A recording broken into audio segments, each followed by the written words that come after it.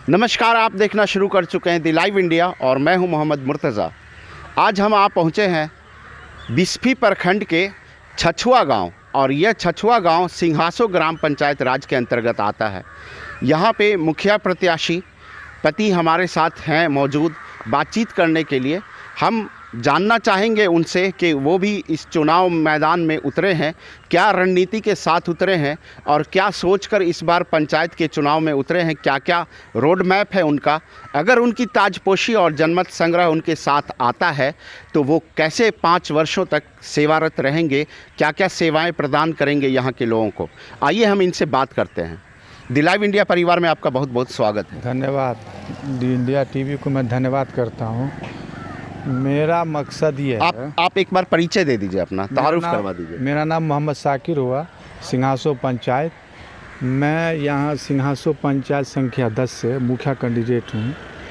मेरा सबसे पहला रिपोर्ट है यहाँ कि जो लोग बाहर से आके यहाँ बरसाती मेढक की तरह आते हैं और फिर काम लिया हो गया फिर चले जाते हैं। मैंने इसी बार की स्थिति में मैंने देखा हूँ सर, यहाँ आप देखिए, यहाँ बहुत टूटा हुआ था। मैंने नाव देने का काम किया, जहाँ से भी मैंने प्रयास किया, वीडियो से बात किया, विधायक जी से बात किए, फिर नाव ला के दिए। फिर उसके बाद दोबारा बात फ्लड आया तो मैंने यहाँ फिर वहाँ भट्ठे से ला के मट्टी का वर्क करवाया, लोगों को मतलब बोरा में रख के ये रोड को बचाने की कोशिश किया। मैंने सेवा किया हो लोगों को। इसीलिए मेरी अपील है सिंघासो पंचायत के लोगों से कि मेरी मदद करें। ये जो पंचायत है ये बाढ़ घोषित नहीं हुआ था, ये बिस्फी प्रखंड ही घोषित नहीं हुआ था बाढ़ तो, लेकिन यहाँ जब बाढ़ आता होगा तो बहुत प्रलय, बहुत आफत वाली ज़िंदगी हो जाती होगी इंसानों की। जी, बहुत आफत वाली ज़िंदगी। चारों तरफ से रोड टूट जाता है। यहाँ भी सिर्फ एक ही सहारा रहता है, वो नाव का। दुनिया से कट जाता है बिल्कुल ये ब्लॉक। इसको मैंने हर मुमकिन कोशिश किया जोड़ने की। मैंने यहाँ विधायक जी से बात किया, उसके बाद विधायक जी बोले कि ब्लॉक में नाव नहीं है। तो हमने कहा जनता आपको वोट दिया, जनता जब डूबी रही है तो वोट कौन काम का। उन्होंने कहा कि आप व्यवस्था कर लीजिए, हम मतलब कुछ करेंगे। तो फिर मैंने अपने भाई छोटे वाले उसको भेजा हयाघाट, वहाँ से नाव खरीदवा के लाया गया। फिर एक नाव यहाँ दिया, एक नाव उतरवारी टोला में दिया, जिससे लोगों का आवन गमन चालू हुआ। यहाँ नाव आने के बाद कम से कम 10 से 15 लड़कियाँ की शादी हुई। इसमें मेरा बहुत बड़ा योगदान था। इसमें शिक्षा के बारे में आप अपने पंचायत के बारे में बताइए कि ये जो अभी जो शिक्षा है इस पंचायत की क्या स्थिति है। शिक्षा के मामले में ये पंचायत बहुत मतलब नीचे स्तर पर है। मैं अगर जीत के आऊँगा तो मैं शिक्षा, स्वास्थ्य, हेल्थ और गरीबों की सेवा करूँगा। जो लोग बिचौलिए लोग हैं, बीच में गरीब को तंग करते हैं, पैसे लेते हैं। ये बहुत अच्छी बात कह दी आपने कि पंचायत स्तर में जो लाभुक होते हैं और योजना जनप्रतिनिधि जो आपके द्वारा चुनकर जाते हैं, इन दोनों के बीच में बिचौलिए दलाल बहुत एक्टिव होते हैं। इसमें बिचौलिए दलाल इस तरह से होते हैं कि बिचौलिए तो ऐसा करते हैं सर कि सरकार को लूटवे करते हैं। जहाँ 3 इंची ढालने के लिए वो 2 इंची ढाल रहा, सरकार को लूट रहा। वहाँ से भी जो जनता आपको इतना कीमती वोट देकर, बहुमूल्य वोट देकर अधिकार दिया, कम से कम उस अधिकार वाले जनता को छोड़ो, जनता को भी लोग लूट रहे हैं। इस पर मैं अकुरेंस लगाऊंगा। आप अपने आप को कैसे अलग देखते हैं इस रेस में, और भी जो कैंडिडेट हैं उनसे खुद को अलग कैसे करेंगे आप? मैं खुद से अलग ये कर सकता हूँ कि कुछ लोग जो है यहाँ के कैंडिडेट हैं, मेरे बारे में अफवाह उड़ा रहे हैं कि ये ताकतफुल है, ऐसे वैसे। आज छछुआ की सरजमी में 15 साल हो गया, केस को 16 हुए।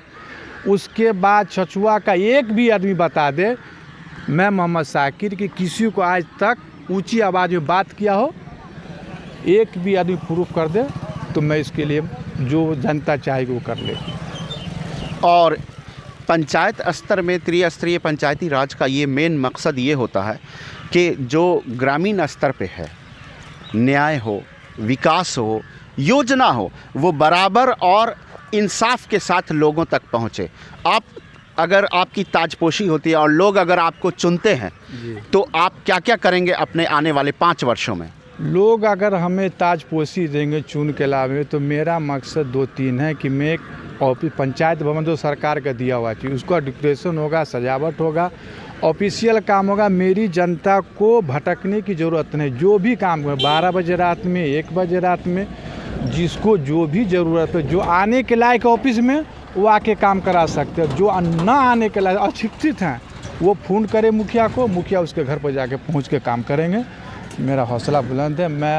मेरा योजना सबसे बड़ी है कि गरीब का हक गरीब तक पहुंचना चाहिए। बिचौलिए लोगों को ख़त्म करना है। इसके लिए हमको जो भी कुछ करना होगा हम करेंगे। गरीब का आगे जैसे इंदिरा आवास, वृद्धा पेंशन, शौचालय, राशन के नाम पर ठगाई जो होता है, कम से कम इसको तो ब्रेक लगाना है। और मेरा मकसद ये भी है कि जितने भी गरीब लोगों की बेटी की शादी हो रही, कम से कम दहेज वाला मसला पर मैं अंकुश लगाऊंगा कि दहेज प्रथा बंद किया जाए। ये नीतीश जी का भी ऑर्डर है, बिहार के मुख्यमंत्री जी का भी जना। इसीलिए मैं दहेज पर भी अंकुश लगाने की कोशिश करूँगा।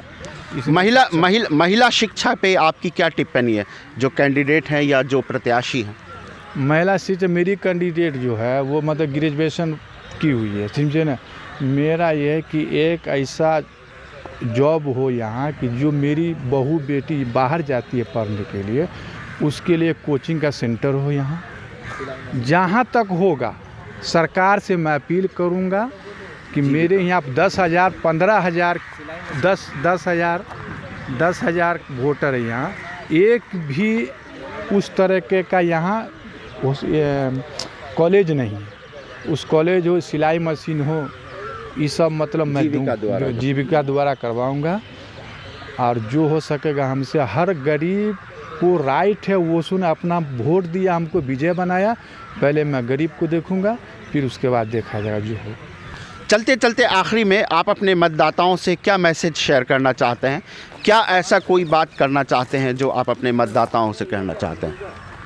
मेरा काम है कि मैं मतदाता से ये कहना चाहता हूँ कि वोट आपका है, अधिकार आपका है, देना आपको है। अधिकार, हाँ, अधिकार आपका है।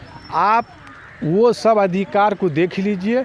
उसमें अगर हम सक्षम हैं तो वोट दीजिए, नहीं सक्षम है तो वोट आपका, अधिकार आपका, देना आपको। जो अच्छा लगे आपके दिल में वहाँ मतदान कीजिए। मैं सोच समझ के मतदान कीजिए कि आने वाला भविष्य यहाँ की जनता का ठीक रहे।